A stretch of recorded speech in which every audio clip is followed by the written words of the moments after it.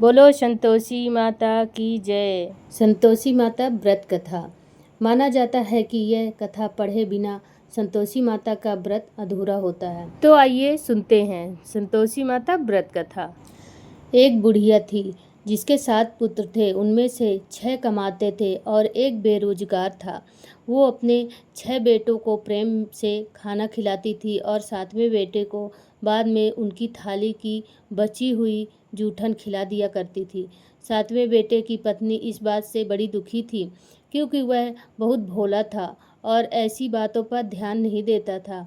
एक दिन बहू ने जूठा खिलाने की बात अपने पति से कही। पति ने सिर दर्द का बहाना कर रसोई में लेटकर स्वयं सच्चाई देख ली। उसने उसी क्षण दूसरे राज्य जाने का निश्चय किया। जब वह जाने लगा तो पत्नी ने उसकी निशानी मांगी। पत्नी को अंगूठी देकर वह चल पड़ा। दूसरे राज्य पहुंचते ही उसे एक सेठ की दुकान पर काम मिल गया और जल्दी ही उसने मेहनत से अपनी जगह बना ली। इधर बेटे के घर से चले जाने पर सास ससुर बहू पर अत्याचार करने लगे। घर का सारा काम करवा के उसे लकड़ियां लाने जंगल भेज देते थे और जब जंगल से लकड़ियां लेकर वह आती थी तो उसे भूसे की रोटी और नारियल के खोल में पानी रख देते थे। इस तरह अपार कष्ट में बहू के दिन कट रहे थे।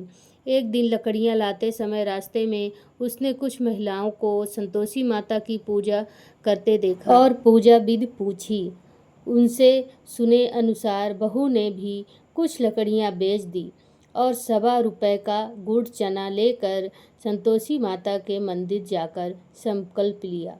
2 शुक्रवार बीतते ही उसके पति का पता और पैसे दोनों आ गए।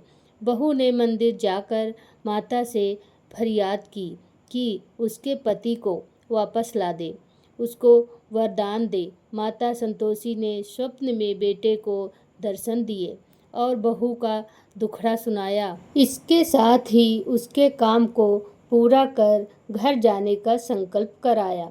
माता के आशीर्वाद से दूसरे दिन ही बेटे का सब लेन देन का काम काज निपट गया और वह कपड़ा गहना लेकर घर चल पड़ा।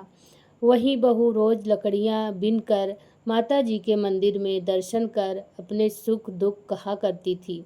एक दिन माता ने उसे ज्ञान दिया कि आज तेरा पति लौटने वाला है, तुम नदी किनारे थोड़ी लकड़ियां रख देना और देर से घर जाकर आंगन से ही आवाज लगाना कि सासू माँ लकड़ियां ले लो, भूसे की रोटी दे दो, नारियल के खोल में पानी दे दो।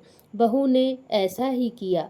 उसने नदी किनारे जो लकड़ियां रखी उसे देख बेटे को भूख लग गई और वह रोटी बनाकर खाकर घर चल पड़ा।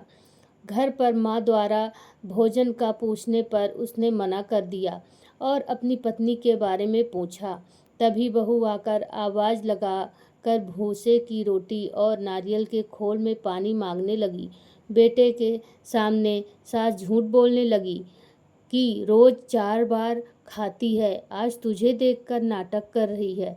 यह सारा दृश्य देख बेटा अपनी पत्नी को लेकर दूसरे घर में ठाठ से रहने लगा।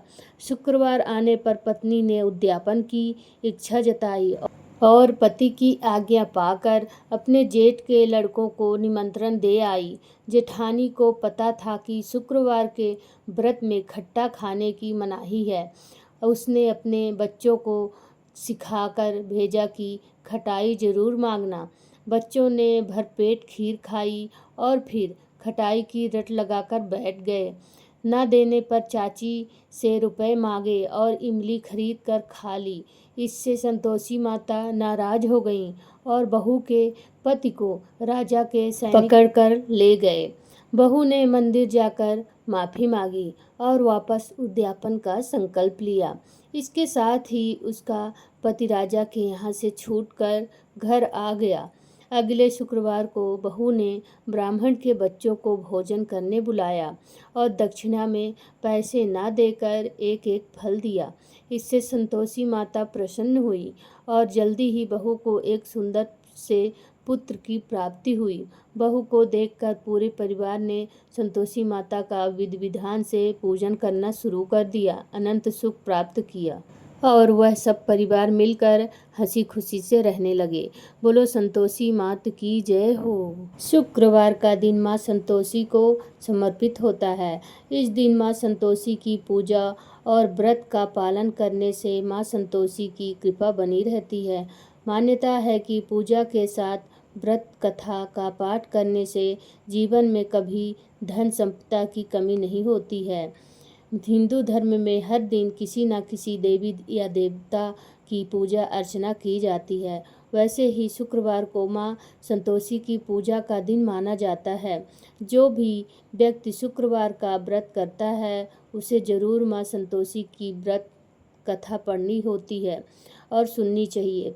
ऐसा करने से माँ संतोषी प्रसन्न होती हैं और अपने भक्तों को सभी कष्टों से रक्षा करती हैं। बोलो संतोषी माता की जय हो।